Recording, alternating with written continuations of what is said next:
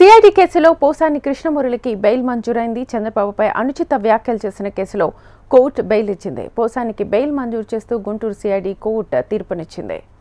ఇదే అంశానికి సంబంధించి ఫుల్ డీటెయిల్స్ మా ప్రతినిధి నరసింహ అందిస్తారు. నరసింహ, గుంటూరులోని సిఐడి కోర్టు ఎవరైతే ఉన్నారో వైసీపీ నేత మీనట్టుగా ఉన్నటువంటి పోసాని కృష్ణమురళికి బెయిల్ మంజూరు చేసింది.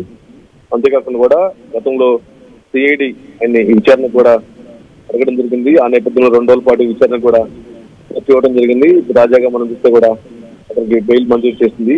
అంతేకాకుండా కూడా పలు కేసుల్లో ఇప్పటికే కేసులు నమోదయ్యాయి. ఇప్పటికే కర్నూలు కానీ, గుంటూరు కానీ, బాపట్ల కానీ, విజయవాడ కానీ పలు జిల్లాల్లో కూడా చంద్రబాబుపై కానీ, ఇటు జనసేన అధినేత పవన్ కళ్యాణ్ పై ఆయన సంచలన కామెంట్ చేయడం, అనుచిత వ్యాఖ్యలు చేయడం జరిగింది. ఈ వ్యాఖ్యల నేపథ్యంలోనే పలు స్టేషన్లో ఆయన పైన కేసులు నమోదయ్యాయి.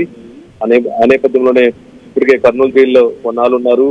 తర్వాత గుంటూరు సిఐడి పోలీసులు తీసుకురావడం కానీ, ఇన్వెస్టిగేషన్ లో భాగంగా ఇక్కడ గుంటూరు జైల్లో ఉంచడం కానీ, తర్వాత మళ్ళీ పీటీ వారెంట్ నేపథ్యంలోనే విజయవాడ పోలీసులు పీటీ వారెంట్ అడగడం కానీ, అంతేకాకుండా కూడా మరోవైపు బాపట్ల జిల్లా పోలీసులు విచారణకి పీటీ వారెంట్ వాళ్ళు అడగటం కానీ, ఇలా పలు జిల్లాలో ఈయనపైన కేసులు నమోదయ్యాయి. ఈ మొత్తం కూడా ప్రధానంగా కూడా ఆయన చంద్రబాబు నాయుడు పై కానీ, పవన్ కళ్యాణ్ పై కానీ వ్యాఖ్యల నేపథ్యంలోనే ఈ కేసులు నమోదైనట్టు కూడా మనం చెప్పుకోవచ్చు. సో తాజాగా మనం చూస్తే మాత్రం ఇప్పటికే కొన్ని స్టేషన్లో కొన్ని సెక్షన్లో కేసుల్లో కానీ ఆయనకి బెయిల్ మంజూరు చేస్తాయి.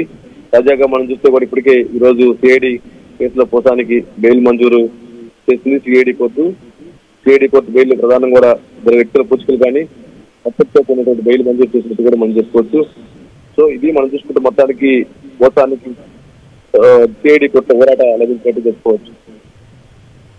Right Narasimha, thank you.